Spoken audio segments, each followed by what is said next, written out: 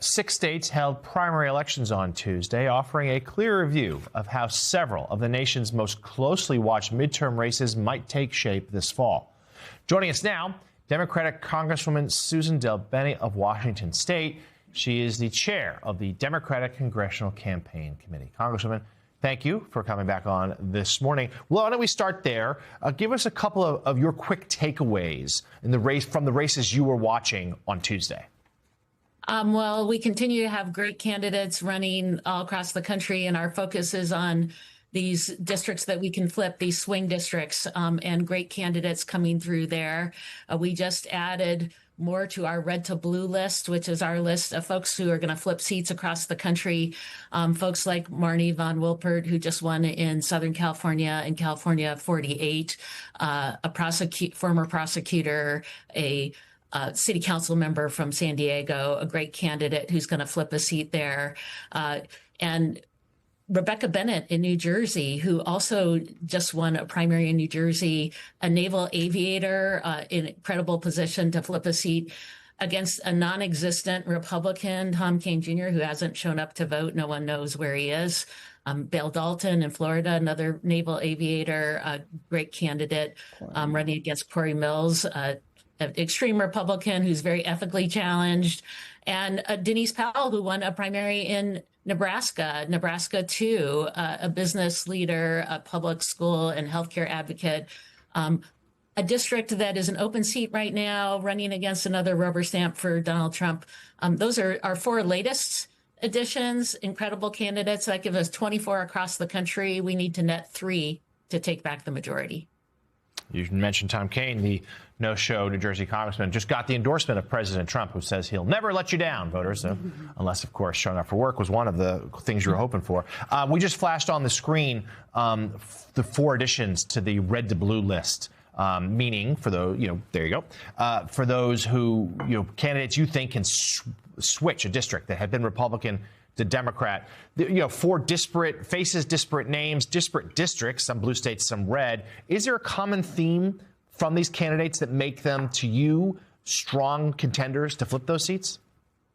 Yeah, first of all, having candidates who are connected to their community, who are authentic, independent-minded in these swing districts is critical. They all are. And these are candidates across the country. To remind you how important our map is, it's all across the country.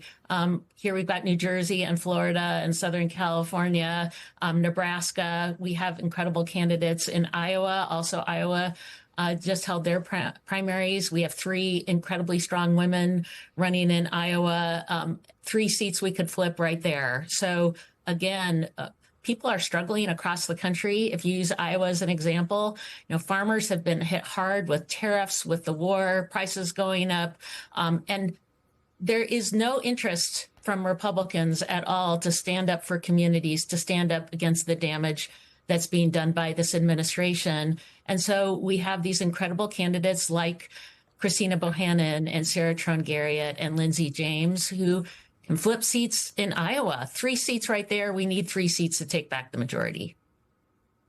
Congresswoman, it's Sam Stein with the Bulwark here. While every one of these candidates obviously has a unique attachment and issue set for their district, I think it's true that on the whole, the Democratic Party is running as a chance to put a check on Donald Trump by flipping at least one of these chambers. And obviously your interest is in the House chamber.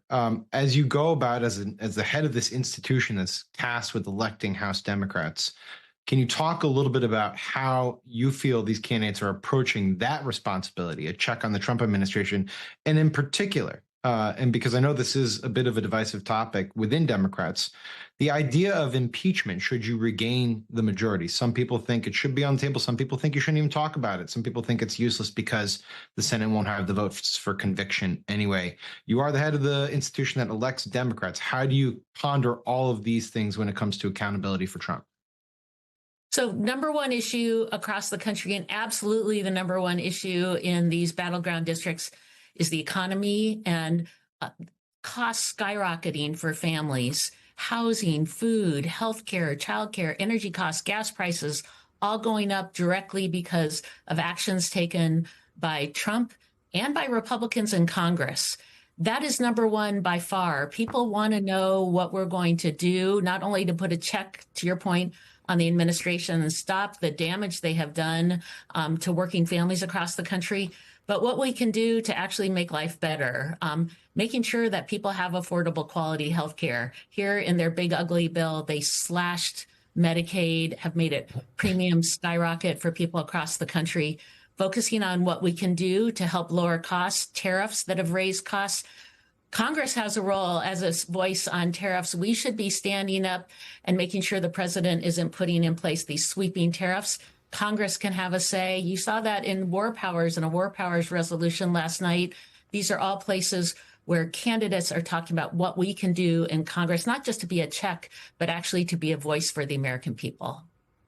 Chair of the Democratic Congressional Campaign Committee, Democratic Congresswoman Susan DelBene of Washington State. Congresswoman, thank you for joining us this morning. Thank you.